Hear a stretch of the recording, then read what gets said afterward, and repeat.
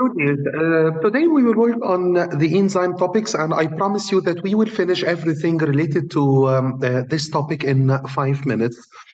The main target in this lesson to understand what are enzymes and how could we use enzymes as a biological catalyst in our body, and what are the main factors affect enzyme activity.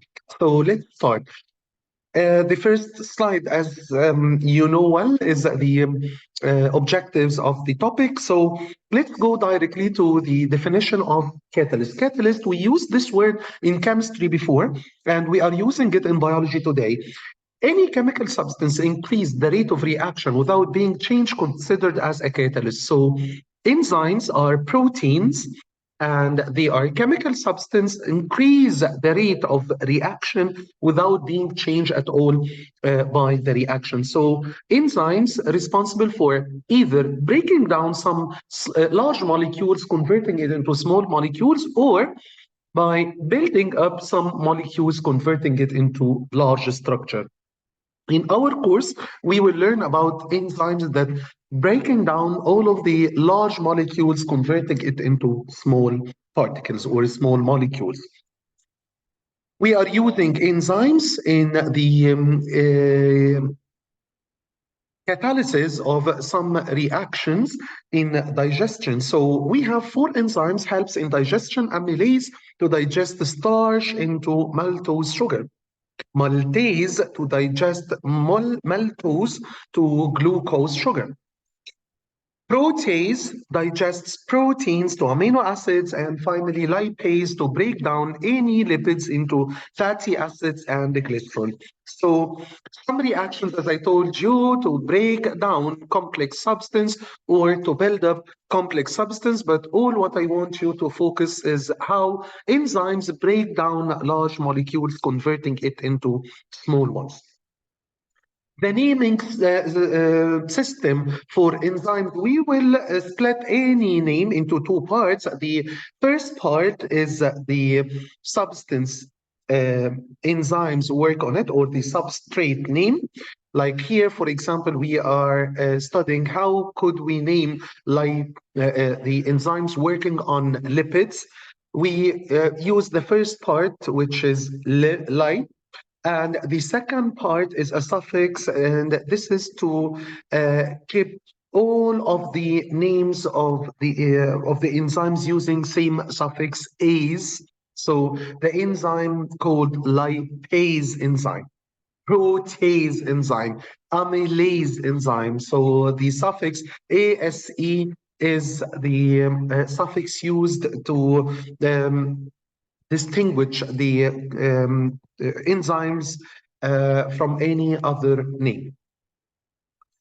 How does enzymes work? We need to implement a lot of terminology in this part. So any substance, our enzyme acts on it, working on it, called substrate, and the enzyme itself, as you can see from the PowerPoint presentation, has a groove. This groove called an active site, by which the enzyme and the substrate bind together to form something called complementary shape. They can fit together and start forming the substrate enzyme complex or enzyme substrate complex to release the product. So when the substrate binds to the active site of the enzyme, an enzyme substrate complex is formed. How does an enzyme work? In front of you, all of the steps that you need. Even if the question is a 4 marks question, you can write the points in order to take the 4 marks. You need, first of all, to mention that the enzyme has a 3D shape, has an active site by which a substrate will bind to the enzyme. Only the substrate with the same or complementary or the compatible 3D shape fit enzymes will bind to. So enzymes are highly specific to form the enzyme substrate complex by which an enzyme will break down the substrate into the product, and product will be formed. What are the major characteristics of enzymes?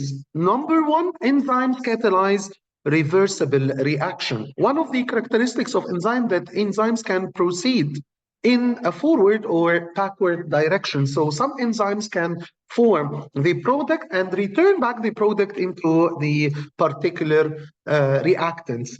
Enzymes are catalysts, and we said this before, speed up the rate of reaction without being changed. Enzymes also has an optimum pH, and at which the enzyme will be the most active or reach the peak of activity.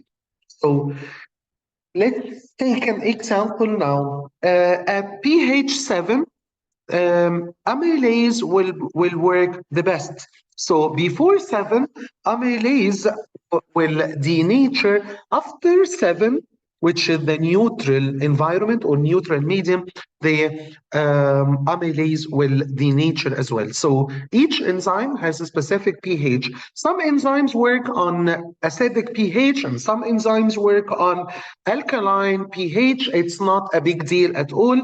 Very important to know أنهي pH هي the best or the optimum pH for الانزيم. Okay, at pH 4 or above 9, enzymes is completely denatured, so the active site of this enzyme will lose the original shape. وهو ده يا ولاد معنى كلمة denature، إنه الشيب بتاعها بيتغير. That's why لما الشيب يتغير الكومبلكس مش هيبقى بيفت او it will be no longer fit. Enzymes are required in minute amounts, very tiny small amounts needed of enzymes. Enzymes are specific in action. We know well that each enzyme has specific shape and has specific substrate to work on. One of the most important characteristic is the pH. Each enzyme has an optimum the temperature. So each enzyme has an optimum temperature at which it is most active. Before this optimum temperature, the kinetic energy of the molecules will be somehow less. So the activity will be less of the enzyme. Molecules will not be able to colloid, and there is less collision, so the reaction will not occur efficiently. But we cannot say that enzyme will denature under the very low temperature. After the optimum one, when the temperature increase, definitely enzyme will change the shape and will denature. This is the curve or the graph of the effect of temperature.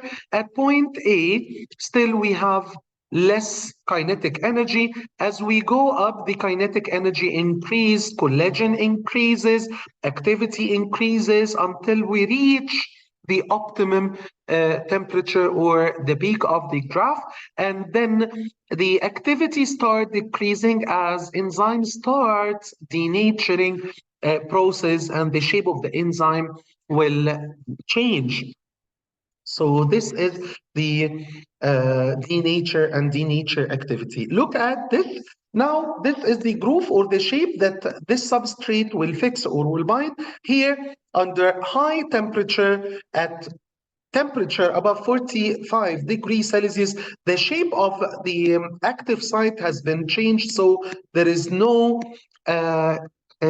active site shape compatible with the substrate molecule, and the nature of enzyme will happen as active site is already lost. Look at this experiment. We have 4 test tubes, and honestly guys paper 2 بيجي الكويستشن ده كتير جدا، بيديني conditions وبتشيك فيها انهي conditions الانزيم will work the best. عايز افكركم انه البي اتش للبروتيز انزيم او البيبسين is acidic، عشان لما يجي يسالني ايه الاوبتيمم بي اتش للانزيم اللي بيبقى موجود في الاستومك. طبعا انتوا you know well الاستومك has an acidic medium, acidic environment, so البيبتيز will work best at a very low pH او acidic pH. In test tube A, البروتين in egg white will be digested to a soluble product as we have the substrate, we have the HCl اللي provide the acidic medium, and we have 3 cubic centimeter of the pepsin. For B, يلا قولوا لي بقى for B, we have egg white, we have dilute HCl, and we have distilled water. So the digestion will not be actually the same at all. أنا ما عنديش enzyme. في C أنا I have alkaline conditions, so it will not be that beneficial. And in D, I have neutral conditions, so also this will affect the rate of digestion and the rate of enzyme activity. Okay, this is topic 5, and topic 5 صغير جدا سهل جدا. Please ما تنساش تتشيك الاوبجكتيفز ان كل الاوبجكتيفز has been covered، وبليز برضو ما تنساش تتشيك الكونسبت مابينج عشان تتاكد ان انت كل حاجه شفتها حفظتها وقادر تلمها من التوبيك. كده خلصنا topic 5، كده خلصنا the first 5 topics والفيديوز of the first 5 topics. خلينا نستنى التوبيك بتاع plant nutrition plant transport. There might be one video because I want to teach أو to recap on two topics together لأن أنا I taught two topics together in the class. هنتشيك plant nutrition plant transport في one video هنزله لكم shortly على اليوتيوب channel. Thank you so much. Wish you all the best.